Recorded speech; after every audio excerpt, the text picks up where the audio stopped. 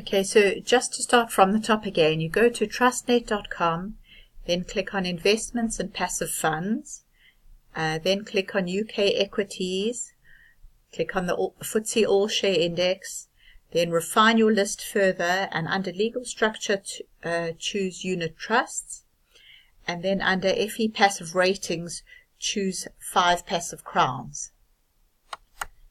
So we call this whole system the cappuccino factor, and the whole idea is that we spend so many little bits of money on coffee or sweets or newspapers, etc. And if we've saved that money and put it into a tracker fund, it could land up giving us a very nice sum. So the average person spends about £2 a day on all these incidentals. And if you took that amount of money and invested it for your working life, you would land up with well over £1 million. And if you did this for your children and used their child benefit, if you could afford that, can you imagine what a nice pot of money they would have at the end of it? So the main stock market in London is called the Financial Times Stock Exchange, or FTSE for short. That's FTSE.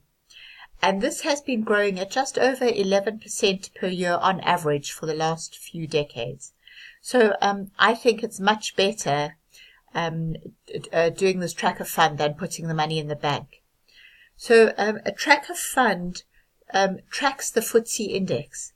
So say, for example, HSBC sells 0.5% of their shares, then the tracker fund would sell the same percentage of their HSBC holding. And the whole concept is that your investment uses compounding to grow. So if you choose an accumulating fund, you invest all the dividends back into the fund, and that snowballs the longer you leave it. If you look at this slide, the green line shows the FTSE growth since 1989 until 2014. So if you invested £10,000 in 1989, in 2014 it would have been worth approximately £30,000. But if you had reinvested the dividends, this would work out at about £75,000.